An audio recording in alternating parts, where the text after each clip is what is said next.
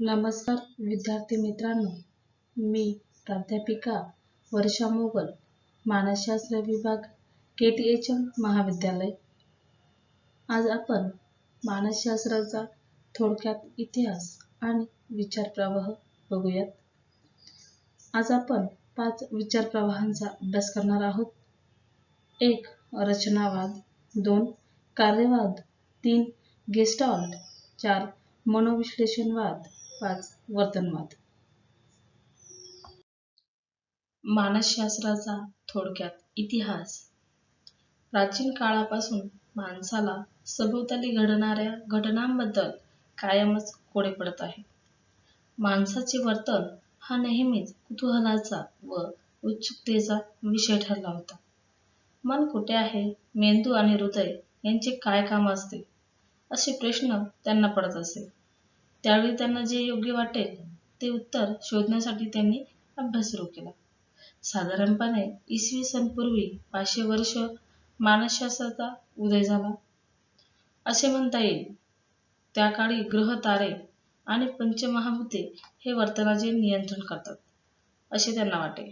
सुरुवातीच्या काळात मानसशास्त्र या विषयावर ग्रीक तत्त्वज्ञानाचा खूप मोठा प्रभाव दिसून येतो। तसेच एरिस्टॉटलने मानसशास्त्र म्हणजे आत्म्याचा अभ्यास हा देखील विचार मांडताना दिसतो। आधुनिक वैद्यकशास्त्राचा जनक हिप्पॉक्रेटस याने तर इसवी सन पूर्व काळात मेंदू हा हृदयापेक्षा जास्त महत्त्वाचा असतो हे त्यांनी विशद केले। महान तत्त्वज्ञ सॉक्रेटिस याने म्हटले होते की शरीर आणि मेंदू यांच्यापेक्षा आत्मा हे अजून एक तिसरी गोष्ट आहे। तर त्यांचा शिष्य प्लेटो याने मन म्हणजे आत्मा असे सांगितले। एरिस्टॉटल हा प्लेटोचा शिष्य, त्याने मात्र मेंदूपेक्षा हृदयालाच जास्त महत्त्व दिले। आत्मा या संकल्पनेची जागा मन या संकल्पनेने घेतल्यानंतर मानसशास्त्र म्हणजे मनाचे शास्त्र ही व्याख्या 2000 वर्ष चालली। 20व्या शतकात मात्र अमेरिकेत Watson, William James, John dewy यांनी वर्तन ही संकल्पना प्रस्तुत करून वर्तन म्हणजे उद्दीपकास दिलेली प्रतिक्रिया अशी व्याख्या मांडण्यात आली। वर्तन म्हणजे केवळ उद्दीपकाला यांत्रिकपणे दिलेली प्रतिक्रिया नव्हे, व्यक्तीच्या ठायी असलेल्या भावना, विचार, समजुती इत्यादींचा परिणाम।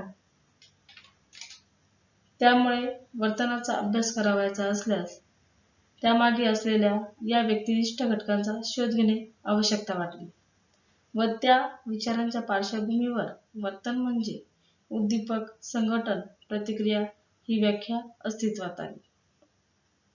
17व्या शतकात फ्रेंच तत्त्वज्ञ रेने देकार्त याने तत्त्वधारणेचा दुहेरी वाद मांडून त्यांनी मन आणि शरीर हे वेगळे आहेत असे सांगितले। जॉन लॉक यांनी मात्र देकार्तच्या मताला विरोध करून सांगितले की जन्मतः लहान मुलाच्या मनात काहीही विचार नसतात, त्यांचे मन म्हणजे कोरी पाटी असते, त्यावर जसे अनुभव येतील त्याप्रमाणे भावना, कल्पना इत्यादी विषयी लिहिले जाऊ लागले। मन म्हणजे कोरी पाटी ही कल्पना आपण आजही बरेचदा वापरतो। मानसशास्त्र हा विषय स्वतंत्र शाखा असून उदयाला येण्यासाठी 1800च्या शतकामध्ये जर्मन शरीरशास्त्रज्ञ विल्हेम वुंड यांचे प्रयत्न कारणीभूत ठरले। पद्धतशीरपणे प्रयोगशाळेत त्यांनी अभ्यास सुरू केला। 1879 साली त्याने प्रिन्सिपल्स ऑफ फिजिओलॉजिकल सायकॉलॉजी नावाचे पुस्तक प्रसिद्ध केले। विल्हेम वुंड या मानसशास्त्रज्ञाने लीपझिग येथे 1879 मध्ये जगातली पहिली मानसशास्त्राची प्रयोगशाळा स्थापन करून जर्मनीतील युनिव्हर्सिटी ऑफ लीपझिग येथे सुरू केली। तेव्हापासून म्हणजेच जवळपास 18व्या शतकाच्या शेवटापासून मानसशास्त्र हे वेगळी आणि स्वतंत्र शाखा म्हणून उदयास आली। त्यानंतरच थोड्याच काळातच अनेक विद्यापीठांमध्ये मानसशास्त्रीय प्रयोगशाळा सुरू करण्यात आल्या आणि वर्तनाच्या अभ्यासास गती आली। अशास्त्रीय ते शास्त्रीय अवस्थेपर्यंतच्या मानसशास्त्राच्या या प्रवासात अनेक विचार प्रवाह उदयास आले. मानसशास्त्राची ऐतिहासिक पार्श्वभूमी व सध्याकालीन स्वरूप जाणून घ्यायचे असेल तर या सर्व विचार प्रवाहाची माहिती करून घेणे आवश्यक आहे. आपण आता एकूण 5 विचार प्रवाहांचा अभ्यास करूया. रचनावाद, यालाच संरचनावाद असेही म्हणतात. विल्यम वुंट 1832-1920 यांनी संप्रदायाचा पुरस्कार केला. तसेच टिचनर यांनी रचनावादी विचारप्रणालीची प्रथम मांडली. मानवी अनुभवाचे मूलभूत घटक शोधण्याच्या प्रयत्नातून संरचनावाद निर्माण झाला. मानसशास्त्र हे मानवी अनुभवांचे शास्त्र आहे अशी त्यांची धारणा होती. त्याचप्रमाणे त्यांनी मानवी मनाच्या मूलभूत रचना शोधण्याचा प्रयत्न केला. तसेच त्यांनी विचार प्रक्रिया, बोधावस्था, भावना व इतर मानसिक प्रक्रिया या कोणत्या प्रकारे विकसित होतात यावर त्यांनी भर दिला. तसेच मानवी मनाचे विश्लेषण करून त्यातील विविध घटकानुभव बाजूला काढता येतात या गृहीत तत्वावर हा संप्रदाय आधारलेला होता. या घटकानुभवांचा अभ्यास करण्यासाठी वुंट यांनी आत्मपरीक्षण ही पद्धत सुचवली. लिपझिग येथील प्रयोगशाळेत वुंट यांनी ही पद्धत वापरून अनेक प्रयोग सुद्धा केले. यामध्ये प्रयुक्त व्यक्तीला एक विविक्षित उद्दीपक, उदाहरणार्थ दगड, रंगीत दिवा इत्यादी दिल्यानंतर व्यक्तीला कोणते अनुभव आले व तिने बारकाईने आणि वस्तुनिष्ठपणे वर्णन करणे अपेक्षित असते. आत्मपरीक्षण पद्धतीचा उपयोग करून वुंटने प्रयुक्ताला कोणकोणत्या प्रकारचे वेदनानुभव म्हणजेच उदाहरणार्थ गंधानुभव, दृश्यानुभव, श्राव्यानुभव, स्पर्शानुभव इत्यादी होतात का यासंबंधीची उपयुक्त माहिती मिळवली. त्याचप्रमाणे भावनानुभव, कल्पनानुभव या इतर घटकानुभवाचाही त्यांनी अभ्यास केला. टिचनर यांच्यावर वुंटच्या विचारांचा प्रभाव होता. त्यामुळे त्यांनी सुद्धा वुंटप्रमाणेच अमेरिकेत कॉर्नेल विद्यापीठात इसवी सन 1892 मध्ये मानसशास्त्रीय प्रयोगशाळा स्थापन करून मानसिक संरचनेचे निश्चितीकरण करणे हेच मानसशास्त्राचे उद्दिष्ट असले पाहिजे असे मत त्यांनी मांडले. वुंटच्या या विशेष योगदानाबद्दल त्यांना मानसशास्त्राचा जनक म्हणून संबोधले गेले. वुंटचा शिष्य टिचनर याने संरचनावाद म्हणजेच रचनावाद पुढे नेला. परंतु 20व्या शतकाच्या प्रारंभी या विचारांचा पगडा कमी झाला. नंतर मनाचे महत्त्वाचे घटकानुभव नेमके कोणते या प्रश्नावर रचनावादी मानसशास्त्रामध्ये आपापसात वितंडवाद निर्माण झाला आणि हा विचार प्रवाह लोप पावला व रचनावादातून कार्यवादाचा उगम झाला. दुसरा विचार प्रवाह कार्यवाद. कार्यवादाची मुहूर्तमेढ शतकाच्या शेवटी रचनावादाला प्रतिक्रिया म्हणून रोवली गेली, ज्यावर हार्वर्ड विद्यापीठाचे विल्यम जेम्स यांच्या कामाचा आणि चार्ल्स डार्विनच्या उत्क्रांती सिद्धांताचा प्रभाव आहे. अमेरिकन मानसशास्त्रज्ञ विल्यम जेम्स यांचे प्रिन्सिपल्स ऑफ सायकॉलॉजी हे पुस्तक कार्यवादाचा आधार आहे. या पुस्तकामुळे त्यांना प्रसिद्धी मिळाली. हार्वर्ड विद्यापीठातील विल्यम जेम्स 1842-1910 याने कार्यवाद प्रस्तुत केला. त्याच्या मते मानसशास्त्राच्या अभ्यासाविषयात मन आणि वर्तन या दोहोंचा अंतर्भाव होतो. मन व शरीर नेमके काय आहे, मनाचे घटक कोणते, त्याची रचना कशी असते, यापेक्षा मनाचे कार्य कसे चालते, मनामुळे समायोजन व वर्तन कसे घडते या प्रश्नांची उत्तरे शोधण्याला कार्यवादी मानसशास्त्रज्ञांनी अधिक महत्त्व दिले. डार्विन 1872 यांनी विकासवादाचा नैसर्गिक निवडीचा सिद्धांत मांडून त्यांच्या मते उच्च दर्जाची क्षमता असलेले प्राणीच जीवन संघर्षात टिकून राहतात व ज्यांची समायोजन क्षमता कमी असते असे प्राणी नष्ट होतात. त्यांच्या या विचाराकडे अनेक मानसशास्त्रज्ञांचे लक्ष वेधले गेले. त्यामध्ये William James 1842-1910, John D 1858-1952, angel 1869-1949 यांचा समावेश होता. तसेच जेम्सच्या मते शारीरिक गुणवैशिष्ट्यांबरोबरच वर्तनिक गुणवैशिष्ट्ये अस्तित्व टिकवण्यास मदत करतात. हे वर्तनाची गुणवैशिष्ट्ये सुद्धा एका पिढीकडून दुसऱ्या पिढीकडे संस्कार माध्यमातून किंवा कोणत्या तरी आनुवंशिक यंत्रणेतून संक्रमित होत असावीत, असे या शास्त्रज्ञांचे मत आहे. शैक्षणिक मानसशास्त्र, औद्योगिक व संघटना मानसशास्त्र या शाखांमध्ये कार्यवादातील काही मूल तत्वांचे आजही उपयोजन होताना दिसते. उत्क्रांतीवादी मानसशास्त्र या आधुनिक शाखेच्या निर्मितीत आपणास या संप्रदायाचे महत्त्वाचे योगदान आहे असे म्हणण्यास काहीच वावगे ठरणार नाही. थोडक्यात, रचनावाद मनाचे घटक कोणते, मनाची रचना कशी आहे याचा मागोवा घेते, तर कार्यवाद मनाची प्रत्यक्ष कार्य कशी चालते याचा वेध घेते. विचार प्रवाह तिसरा, गेस्टाल्ट. गेस्टाल्ट याला समष्टीवाद किंवा समग्र कृतीवाद असेही म्हणतात. या विचारसरणीचा विकास 1911-12च्या सुमारास झाला. मॅक्स वर्थहाइमर, काफ्का आणि कोहलर यांनी जर्मनीमध्ये ही विचारप्रणाली उदयास आणली. जर्मन भाषेतील गेस्टाल्ट या संज्ञेवरून हे नाव तयार झाले असून त्यांच्या मते आपल्याला कोणत्याही वस्तूचे संवेदन होताना त्या वस्तूच्या सुट्या भागांचे संवेदन न होता एकत्रितपणे समग्रपणे संवेदन होते. उदाहरणार्थ, वाळू, विटा, दगड इत्यादींचे एकत्रीकरण करून घर असे संबोधू शकत नाही, तर त्यांची विशिष्ट रचना यातून घर तयार होते.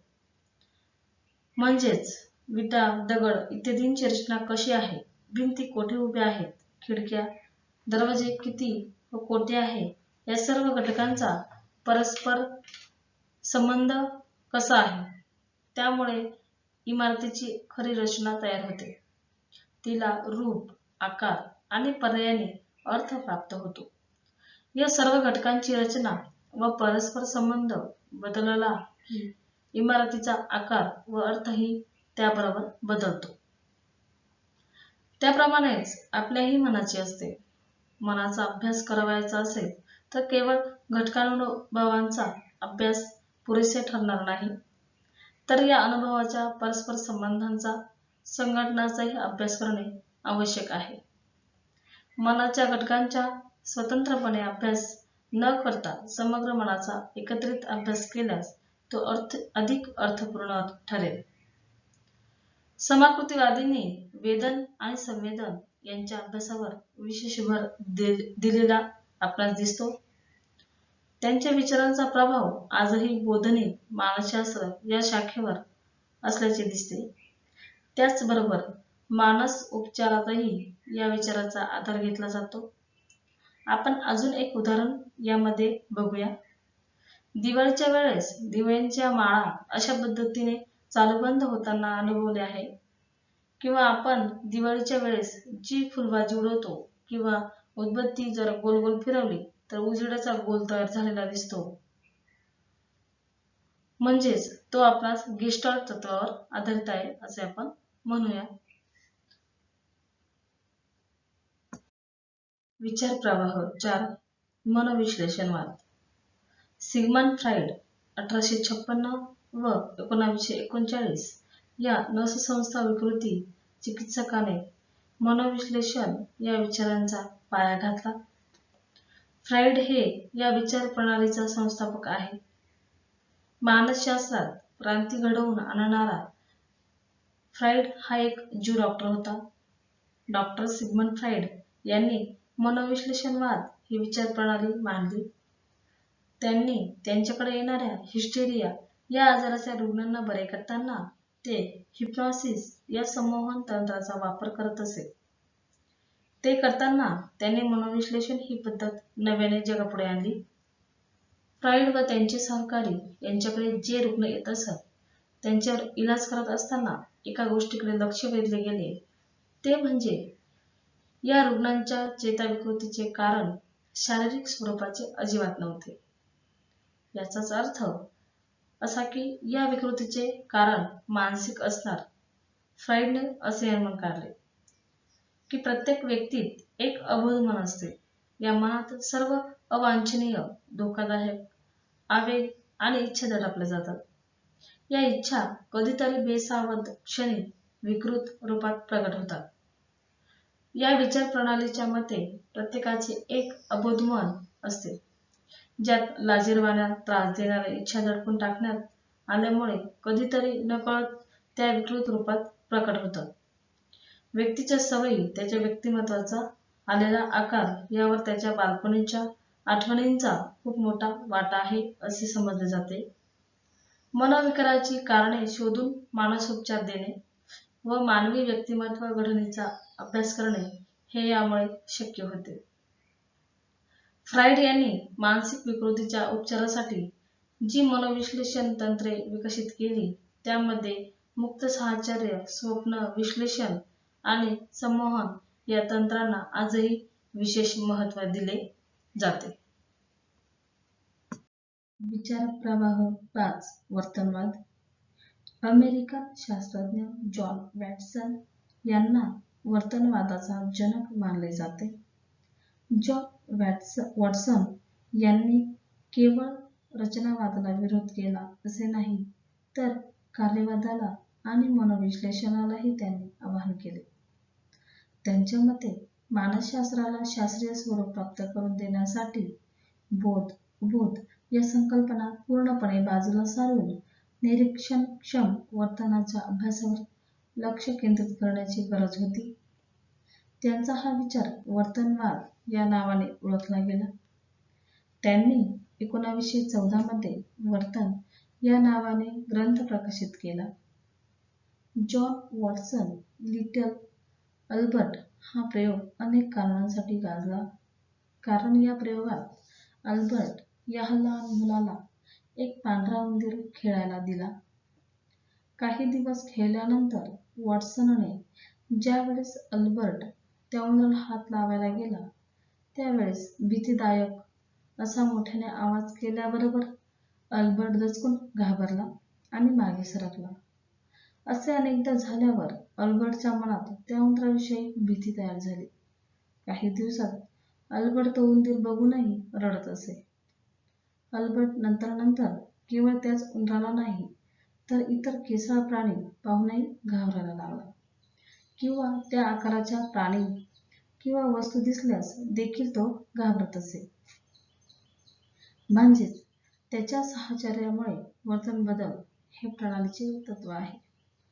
वॉटसन यांच्या मते वर्तनाचे गूढ समजण्यासाठी शिक्षण प्रक्रियेचे आकलन होणे महत्त्वाचे असते. त्यांच्या मते वर्तन हे संपादित असते, त्यामुळे त्यामध्ये अपेक्षित परिवर्तन होत असते. या वर्तनवादामुळे मानवी वर्तनाबरोबर प्राणी वर्तनालाही चालना मिळाली. B.F. स्किनर, एडवर्ड असे काही नावाजलेले वर्तनवादी मानसशास्त्रज्ञ आहेत, ज्यांच्या सिद्धांताचा वापर आजही केला जातो.